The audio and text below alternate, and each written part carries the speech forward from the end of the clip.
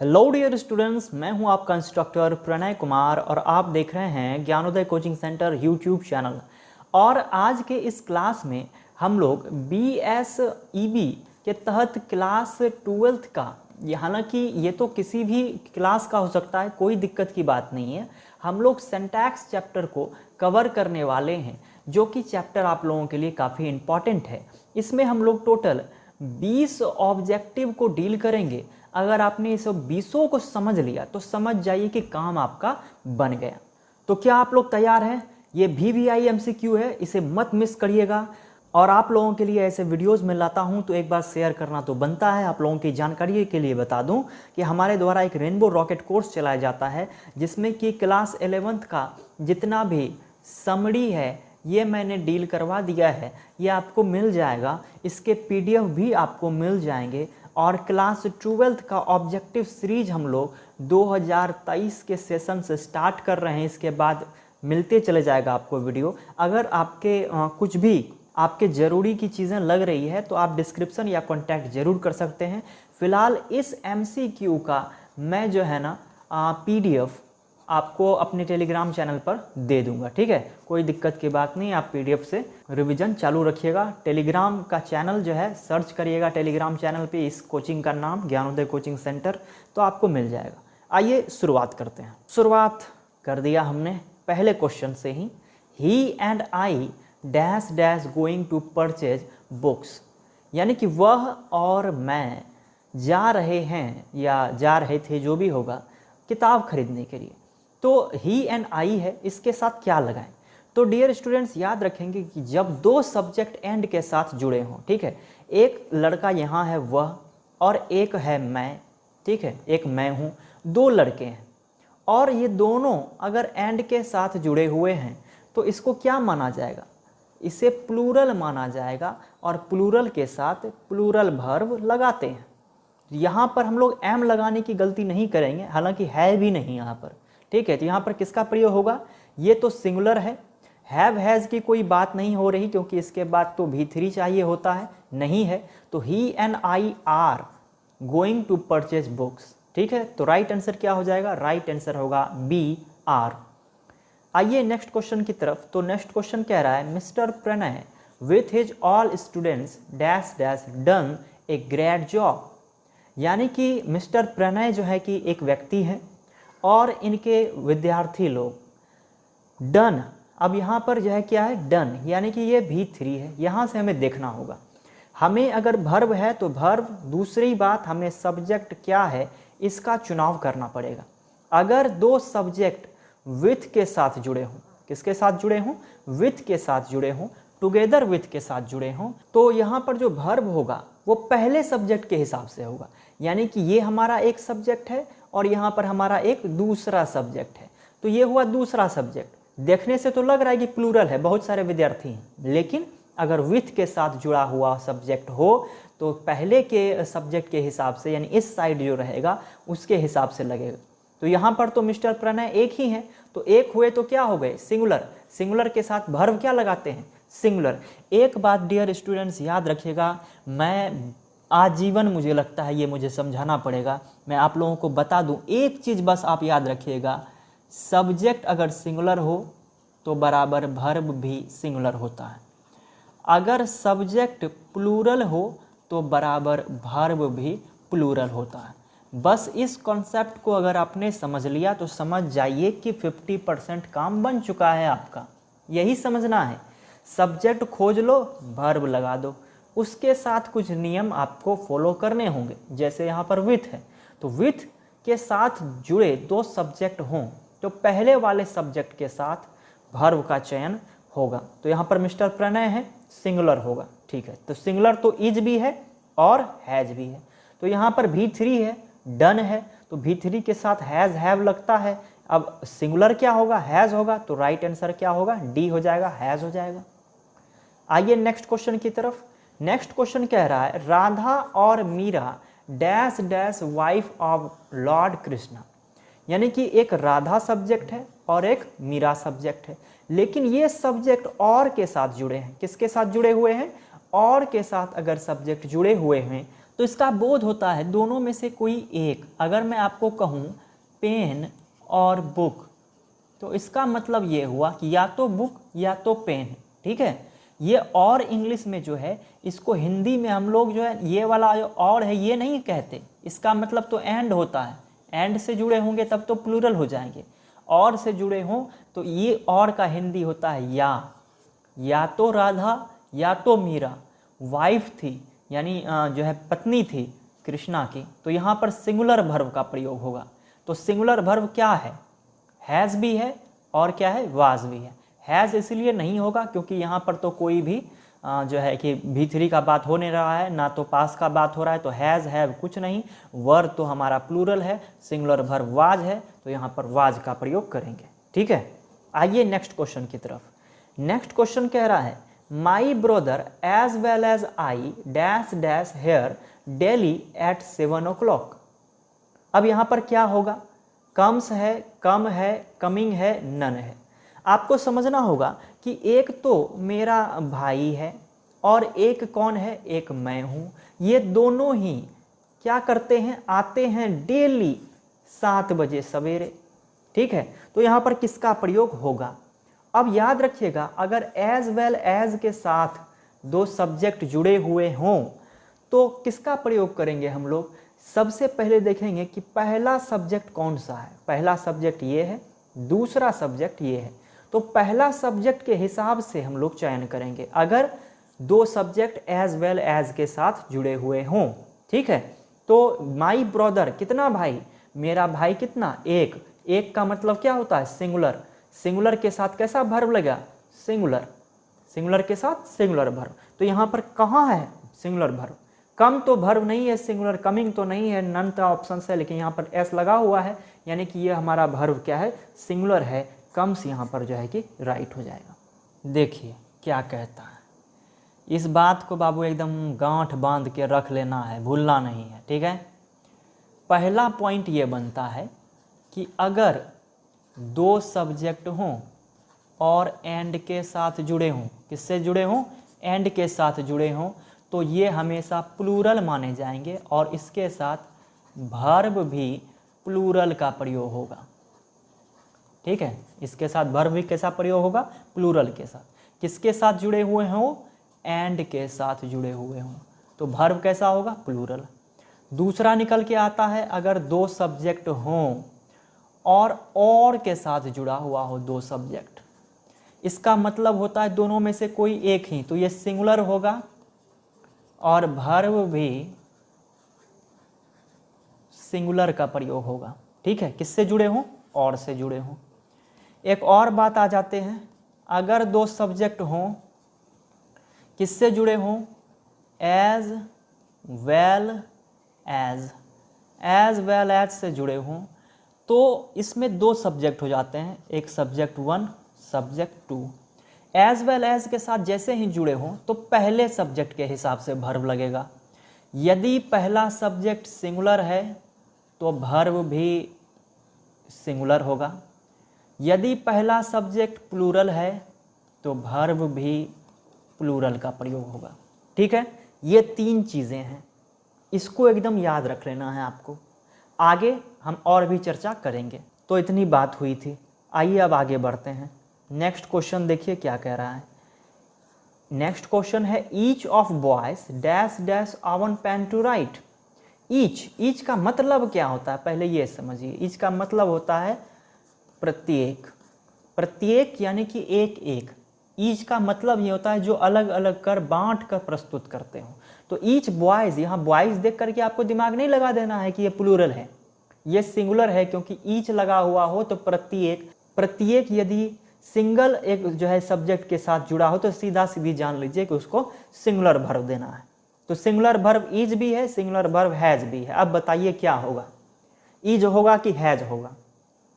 तो इज अगर यहाँ पर लगाते हैं तो लड़के ही खुद जो है कलम हो जाएंगे। लड़कों के पास यानी लड़के के पास अपने अपने कलम हैं।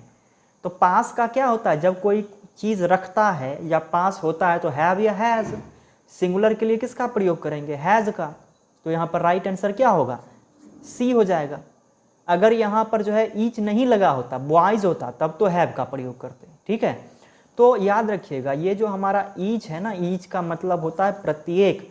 अगर ये सिंगल सब्जेक्ट के साथ जुड़े हों तो ये हमेशा वर्ब भी कैसा लेंगे, सिंगुलर लेंगे। आइए नेक्स्ट क्वेश्चन की तरफ देखिए। नेक्स्ट क्वेश्चन कह रहा है neither she nor I dash dash guilty.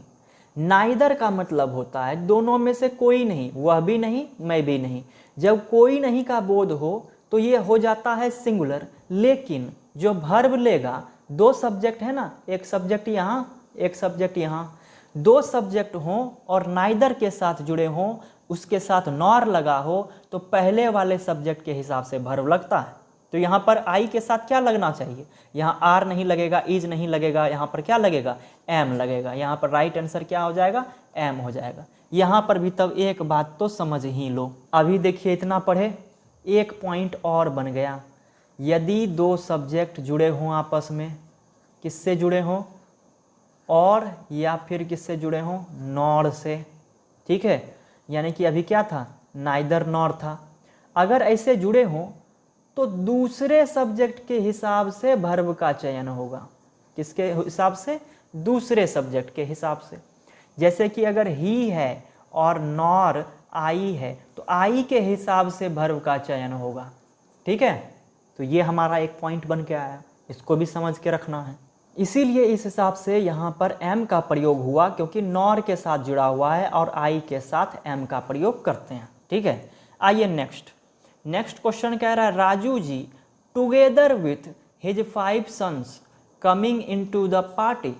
यानी कि एक राजू जी हैं और इनके छोटे छोटे कितने बेटे हो गए हैं, 5 बेटे। आपको लगेगा कि अरे टोटल 6 व्यक्ति हो गया, और 6 व्यक्ति के साथ तो हम लोग किसका प्रयोग कर दें, प्लूरल का प्रयोग कर दें। लेकिन बात याद रखिएगा बाबू, इसका प्लूरल का नहीं, जब भी टुगेदर विथ या विथ के साथ जुड़ा हो, ये मैंने पहले भी बता दिया आपको, तो वर्ब पहले वाले सब्जेक्ट के हिसाब से लगेगा। तो पहले वाले सब्जेक्ट कौन है, राजू जी। सब्जेक्ट पहला क्या है, राजू जी। पहला सब्जेक्ट क्या है, सिंगुलर है। सिंगुलर के साथ वर्ब भी कैसा प्रयोग करेंगे, सिंगुलर। इसीलिए यहाँ पर सिंगुलर वर्ब के साथ सिंगुलर होगा तो हैज़ भी सिंगुलर है और इज़ भी सिंगुलर है। तो हैज़ का प्रयोग तब करते जब यहाँ पर V3 होता, यहाँ पर तो है क्या, V4। तो V4 के साथ हम लोग किसका प्रयोग करेंगे, इज का प्रयोग करेंगे। तो इज हो जाएगा राइट आंसर। यदि वीडियो आपके हेल्प में आ रहा है तो इस चैनल के साथ बने रहेंगे। हम लोग ऐसे ही ऑब्जेक्टिव सीरीज लाते रहते हैं जो आपके काफ़ी हेल्प में आएंगे। तो देखिए नेक्स्ट क्वेश्चन कह रहा है grammar dash dash difficult to me as well as my friends. यहाँ पर एज वेल एज का कोई जो है दिक्कत है ही नहीं, यहाँ तो दिक्कत यहाँ पर है, यहाँ पर हमको भरना है। यानी कि ग्रामर है डिफ़िकल्ट मेरे लिए भी, एज वेल एज का मतलब होता है भी, यानी मेरे दोस्त के लिए भी। भरना हमको यहाँ है तो यहाँ और यहाँ देखना है। तो जितने भी अध्ययन के विषय हैं, अध्ययन के विषय सदैव कैसे होते हैं, अध्ययन के विषय सदैव सिंगुलर होते हैं और सिंगुलर वर्ब लेते हैं। कैसे होते हैं अध्ययन के विषय, सिंगुलर। तो सिंगुलर के साथ कौन सा वर्ब का प्रयोग करेंगे, सिंगुलर का प्रयोग करेंगे। तो एम तो लगेगा नहीं ग्रामर के साथ, आर तो प्लूरल है, एक ही वर्ब बचा सिंगुलर इज। तो राइट आंसर क्या हो जाएगा, ए हो जाएगा। कितना आसान है, बस समझ लीजिए ना इसको। अध्ययन का विषय हो, फिजिक्स हो, केमिस्ट्री हो, बायो हो, कुछ भी हो, अध्ययन का विषय हो, सिंगुलर हो, बस singular verb. Next question, choose the correct sentence. अब कह रहा है choose the correct sentence, sentence को चुनिए। Grammar of mister Kumar is interesting. The grammar of mister Kumar is interesting. Grammar of mister Kumar are interesting. The grammar of mister Kumar are interesting. क्या क्या आपको अंतर दिख रहा है, एक अंतर द का दिख रहा है, एक अंतर इज का दिख रहा है। यानी कि कहीं पर इज का प्रयोग हुआ, कहीं पर आर का, कहीं पर द का, कहीं पर द का नहीं का। बड़ा विचित्र समस्या है, याद रखिएगा। अध्ययन के विषय सदैव सिंगुलर होते हैं, सिंगुलर वर्ब लेते हैं। ये हमारा एक रूल है, बेसिक रूल है, रूल फर्स्ट। लेकिन इसी से एक सब रूल निकल के आता है, यानी एक और रूल है इसी में कि अध्ययन के विषय अगर किसी का निजी संपत्ति हो, उसके नाम के साथ आया हो तो प्लूरल वर्ब लेगा। कैसा वर्ब लेगा, प्लूरल। तो यहाँ पर भी आर, यहाँ पर भी आर, ठीक है, एक और इसमें एक लाइन और ऐड करते हैं, प्लूरल वर्ब लेगा और उस विषय के पहले द का प्रयोग होगा। तो यहाँ पर हुआ है द का प्रयोग और लगा है प्लूरल वर्ब, तो कौन सा सही हो जाएगा?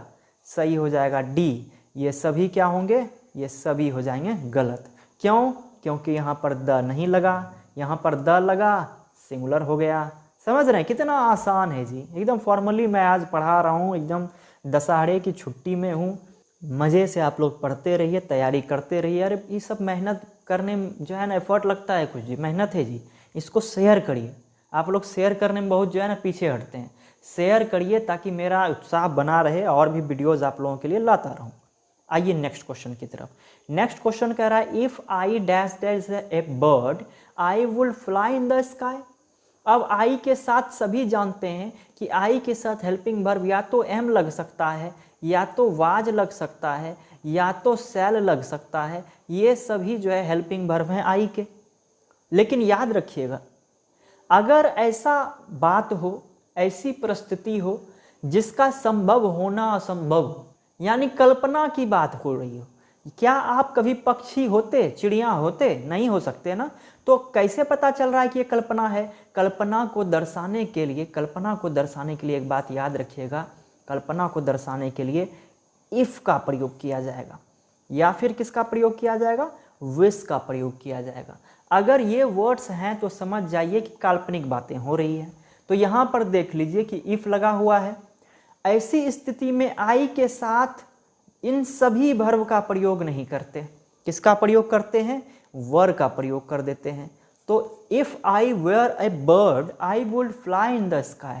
इसको हम लोग वेयर जैसे बोलते हैं, लेकिन ये असली में होता है वर। तो if I were a bird I would fly in the sky. तो यहाँ पर सही आंसर क्या होगा? सी होगा। ना तो एम, ना तो वाज, ना तो आर। सही आंसर क्या होगा? वेयर। इस बात को आप लोग याद रखिएगा। कितना बार पूछा है, कितना बार मैंने आपको बता दिया कि आई हो या कुछ हो, इसके साथ हम लोग किसका प्रयोग करेंगे? वर का प्रयोग करेंगे। ठीक है, यहाँ पर आगे फिर जो होगा वो वुड का प्रयोग होगा। क्यों होगा? क्योंकि वुड जो है ना, ये विल का पास्ट फॉर्म है। क्या है? विल का पास्ट। जब इधर लग गया पास्ट तो इधर भी ना लगाएंगे पास्ट, तो विल का ही पास्ट फॉर्म लगाना पड़ेगा, वुड। आइए नेक्स्ट क्वेश्चन की तरफ। नेक्स्ट क्वेश्चन कह रहा है he told me that he dash dash go to Patna next month. यानी कि उसने मुझसे टोल्ड, टेल नहीं है, टोल्ड यानी कहा था। कब कहा था? ये पास्ट की बात हो गई, पास्ट में कहा था। जब यहाँ पास्ट में कहा था तो आने वाला वर्ब भी किस में होगा? आने वाला वर्ब भी पास्ट में होगा। लेकिन पास्ट में कैसे होगा? वो बोल रहा है कि नेक्स्ट मंथ जाएगा, यानी कि इससे फ्यूचर का भी बोध हो रहा है, आगे आने वाले जो है दिनों में जाएगा। तो याद रखिएगा, अगर यहाँ विल लगाएं कि इज लगाएं कि वुड लगाएं कि वेयर लगाएं, ये तो ऑप्शंस में दिया गया है।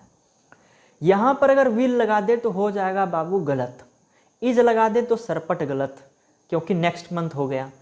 यहाँ पर वेयर लगा दें क्या? पास्ट पास्ट हो जाएगा, पास्ट पास्ट हो जाएगा तो अभी गया थोड़े है, जाएगा। तो विल का पास्ट क्या होता है? वुड। हमको प्रयोग करना पड़ेगा वुड का। He told me that he would go to Patna next month, यानी कि ऐसे सेंटेंस में हम लोग किसका प्रयोग करेंगे? वुड का प्रयोग करेंगे। अगर पास्ट में कोई चीज़ें कही गई हों, कब कही गई हों? पास्ट में। आगे अगर कोई वाक्य भविष्य वाली दिख रही है तो उसके साथ हम लोग वुड का प्रयोग करेंगे, इसे याद रखिएगा। आइए नेक्स्ट क्वेश्चन की तरफ। नेक्स्ट क्वेश्चन कह रहा है either you or your brother dash dash present there. अब यह भी मैंने आपको बता दिया है। आइदर का मतलब होता है दो में से एक, या तो आप या तो आपके भाई वहां पर उपस्थित। क्या? अच्छा, इज तो नहीं है यानी थे, तो क्या होगा? याद रखिएगा, अगर दो सब्जेक्ट आइदर और या नॉर, ये क्लियर हो चुका है। किससे जुड़े हुए हैं? और से जुड़े हुए हैं, और यहाँ आइदर सपोर्टिंग में लगा हुआ है। तो आइदर और क्या होता है? आइदर और, नाइदर, नाइदर क्या? Neither nor. अगर ऐसे सपोर्टिंग में हैं ये, तो उसका जो वर्ब का चयन होगा वो निकटतम वाले के हिसाब से होगा, यानी योर ब्रदर के हिसाब से होगा। तो यहाँ योर ब्रदर के लिए जो है कि किसका वर्ब का चयन करेंगे? सिंगुलर का। तो सिंगुलर वर्ब खोजेंगे, वाज होगा कि वेयर होगा कि हैव होगा कि हैज होगा। तो ये भी हो सकता है और ये भी हो सकता है। हैज़ इसलिए नहीं होगा क्योंकि यहाँ तो सीधा सीधी प्रेजेंट देयर है, तो यहाँ पर तो हमको सीधा वाला कोई वर्ब लेना पड़ेगा। हैज पास है या V3 वाला कोई बात है नहीं, तो राइट आंसर क्या हो जाएगा, वाज हो जाएगा। Either you or your brother was present there, या तो तुम या तो तुम्हारा भाई वहाँ पर था। ठीक है, दोनों शक्ल मिलता जुलता था, लग रहा था कि दोनों में से कोई तो था। आइए नेक्स्ट क्वेश्चन की तरफ। नेक्स्ट क्वेश्चन कह रहा है each boy and each girl dash dash intelligent. अगर ईच पहले ही लगा हुआ हो, ठीक है, एंड के साथ जुड़ा हो, चाहे 2 सब्जेक्ट हो कि 3 सब्जेक्ट हो, अगर सब में ईच ईच लगा हुआ है, ईच का मतलब ही होता है प्रत्येक, और प्रत्येक कैसा भाव देता है, प्रत्येक भाव देता है सिंगुलर का। इसके साथ वर्ब भी किसका प्रयोग करेंगे, सिंगुलर वर्ब का प्रयोग करेंगे। तो यहाँ पर सिंगुलर वर्ब क्या क्या है, एक इज है और एक हैज़ है। आर और हैव तो हटा दीजिए। इंटेलिजेंट है, यहाँ तो कोई पास रहने वाला या V3 का तो कोई बात हो नहीं रहा, तो सिंपल वाला प्रयोग करेंगे। नेक्स्ट क्वेश्चन की तरफ आए। The poet and singer dash dash coming on the stage. अब देखिए आपके मन में होगा कि एक है पोएट और एक है सिंगर। याद रखिएगा अगर 2 पद हों और दोनों पद के पहले एक ही बार द लगा हुआ हो, तो ये कोई एक ही व्यक्ति है जो कि सिंगर भी है और जो कि पोएट भी है, यानी पोएट सिंगर दोनों एक ही व्यक्ति है। अगर एक बार द का प्रयोग हुआ तो समझ जाइए कि ये किसी एक ही व्यक्ति के लिए है। जब एक व्यक्ति के लिए है तो किसका प्रयोग होगा, सिंगुलर वर्ब का। तो सिंगुलर है तो सिंगुलर वर्ब। सिंगुलर वर्ब कैसा है यहाँ पर, अब कौन सा प्रयोग करेंगे, एम भी सिंगुलर है और इज भी सिंगुलर है, आर तो होगा नहीं। अब इज का प्रयोग करेंगे, एम तो आई के साथ करते हैं, तो राइट आंसर इज हो जाएगा। The poet and singer is coming on the stage, यानी कि पोएट और सिंगर आ रहा है स्टेज पर। 2 आदमी नहीं है, एक के आदमी है। आइए नेक्स्ट क्वेश्चन की तरफ। नेक्स्ट क्वेश्चन कह रहा है the teacher and the politician dash dash respectable in our country. यानी कि टीचर और पॉलिटिशियन दोनों ही रिस्पेक्टेबल हैं हमारे कंट्री में, हमारे देश में। अब कैसे पता चलेगा, यहाँ भी एंड से जुड़ा है, वहाँ भी एंड से जुड़ा था। तो याद रखना होगा अगर 2 पद हों और दोनों के पहले द लगा हुआ हो, यानी दोनों के पहले क्या हो, द लगा हो, यानी कि पहले वाला द कुछ अलग व्यक्ति के लिए था, कोई अलग व्यक्ति के लिए, दूसरे वाला द कोई अलग व्यक्ति के लिए। यानी टीचर और पॉलिटिशियन 2 अलग अलग व्यक्ति हैं। अलग अलग व्यक्ति हैं तो क्या हो जाएगा, प्लूरल बन जाएगा, और प्लूरल के साथ वर्ब भी कैसा लगाएंगे, प्लूरल लगाएंगे। ठीक है, तो यहाँ पर प्लूरल वर्ब कौन सा है, इज तो नहीं है, एम तो नहीं है, यहाँ पर बचा आर, तो राइट आंसर क्या होगा, बी। बस इतना ही देखना है आपको, ज़्यादा कुछ दिक्कत करना ही नहीं है। एक बार और चलिए समझा देते हैं ग्रीन स्क्रीन पर। देखिए यह बात बताए थे ना, इसको चलिए हटा देते हैं। ठीक है, एक बात आप लोग फिर से समझ लीजिए। ये देखिए एक बार द लगा दिए और यहाँ पर लिख दिए पोएट एंड सिंगर। अगर एक ही बार द हो समझ जाइए कि मुख्या एक है, यानी कि आदमी कैगो है, एक है। एक है तो इसको क्या कहेंगे, इसको कहेंगे सिंगुलर। तो सिंगुलर के साथ वर्ब बाबू किसका प्रयोग करेंगे, सिंगुलर का ही ना। तो बस इतना ही समझना है, एक बार द हो तो एक आदमी है। अब दूसरा पॉइंट ये निकल के आता है कि अगर 2 बार द हो, यहाँ पर कह दिया the poet and the singer, एक द यहाँ तो एक मुख्या यहाँ, एक द यहाँ तो एक मुख्या यहाँ, टोटल कई मुख्या। ऐसे भी तो याद रखो, टोटल 2 ठो मुख्या, यानी 2 आदमी। 2 आदमी मिल करके क्या बन जाएंगे, प्लूरल। प्लूरल के साथ अगर प्लूरल होगा तो वर्ब कैसा प्रयोग करेंगे, सिंगुलर नहीं ना, प्लूरल के साथ कैसा वर्ब, प्लूरल। तो हो गया, यानी जय बार द हो और यहाँ पर लगा दें एक बार द, तो एक और आदमी हो गया। यानी अगर एक बार द हो 2 पदों के पहले तो ये कोई एक ही व्यक्ति है जो पोएट भी है और सिंगर भी है। ठीक है, अगर दोनों बार द लगा हुआ हो, एक यहाँ भी द लगा, एक यहाँ भी द लगा, यानी कि ये व्यक्ति सिंगर और पोएट दो अलग अलग व्यक्ति है, अलग अलग व्यक्ति है, तो वो प्लूरल होगा। प्लूरल के साथ प्लूरल वर्ब लगाते हैं, बस बात खत्म है। इतना ही तो समझना है आपको। ठीक है, उम्मीद है कि समझ गए होंगे। तो यही बात हुआ यहाँ पर, समझ गए होंगे। आगे बढ़ते हैं, फॉर्मली पढ़ा रहे हैं, कोई टेंशन नहीं। आगे, a black and white dog dash dash barking at night. तो यहाँ पर आर, वाज, वेयर, हैज़ लगा है। हैज़ तो होगा नहीं, यहाँ पर किसका प्रयोग किया गया है, B4 का, तो हैज़ हटाऊं। ठीक है, अब किसका प्रयोग करेंगे, ए ब्लैक एंड वाइट। याद रखिएगा, एक ब्लैक और फिर से ए है क्या, नहीं ना, यानी कि वही कुत्ता, ब्लैक एंड वाइट वही है, चित्त का बड़ा है, ब्लैक एंड वाइट होता है ना वही। तो दोनों एक ही साथ प्रयोग में आ रहा है। दो अगर एडजेक्टिव हो और दोनों के पहले ए ना लगा हुआ हो तो समझ जाइए एक ही है। तो वो एक ही कुत्ता भौंक रहा था रात्रि में, तो यहाँ पर किसका प्रयोग करेंगे, आर का। इसलिए नहीं होगा क्योंकि हमको निकल के आ गया क्या, कि एक ही डॉग है, एक ही डॉग के लिए क्या निकल के आ गया, सिंगुलर। तो सिंगुलर के लिए सिंगुलर वर्ब, सिंगुलर वर्ब कहाँ है, यहाँ है वाज। ये तो नहीं होगा, पहले ही काट दिए, वाज हो जाएगा। A black and white dog was barking at night. Barking का मतलब क्या होता है, भौंक रहा था, यानी रात में क्या कर रहा था, भौंक रहा था एक कुत्ता। यही अगर यहाँ पर भी ए लगा दें तो हो जाएगा, तब तो दो हो जाएगा। ये यानी कि एक ब्लैक वाला था और एक क्या था, वाइट वाला था, दोनों भौंक रहा था, तब तो वेयर होता।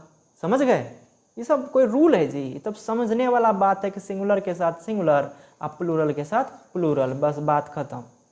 आगे, a tall and A short girl dash dash joined the committee.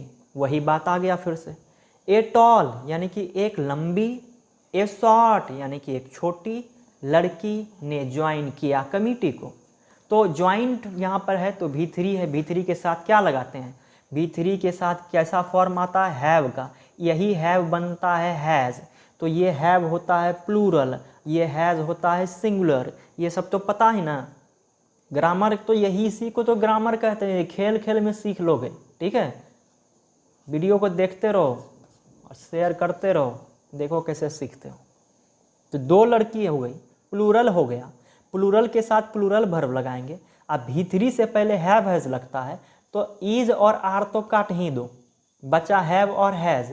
तो हैव और हैज़ में प्लूरल कौन, हैव, तो सही आंसर कौन सा होगा, डी। देखो, इस तरह से अगर आपने सोच लिया, सोचने समझने की बुद्धि खुल गई, तब तो हो गया, काम बन गया, सीख लिया आप इंग्लिश। अगला समझिए, the quality of 3 mangoes dash dash not good. अब कह रहा है कि द क्वालिटी ऑफ 3 मैंगोज। आप सोचेंगे कि 3 आम है, 3 आम तो प्लूरल हो गया, प्लूरल के साथ प्लूरल वर्ब लगाएंगे। नॉट गुड है, सिंपली है, तो V3 का कोई बात है नहीं, तो यह वाला तो नहीं होगा, हैव हैज़ हटा दो। इज आर बचा हुआ है, किसका प्रयोग करें, मोस्ट ऑफ स्टूडेंट्स आर का प्रयोग कर देंगे मैंगोज को देख करके। मैंगोज कैसा है, प्लूरल, लेकिन याद रखिएगा यहाँ पर मैंगो के क्वालिटी की बात हो रही है, द क्वालिटी ऑफ। याद रखिएगा कि अगर ऑफ से जुड़ा हुआ प्रीपोजिशन हो तो पहले देखेंगे कि क्या कह रहा है, द क्वालिटी ऑफ 3 मैंगोज, यानी मैंगो का क्वालिटी अच्छा नहीं है, तो एक ही बात हुई, वो सिंगुलर की बात हो रही है, क्वालिटी की।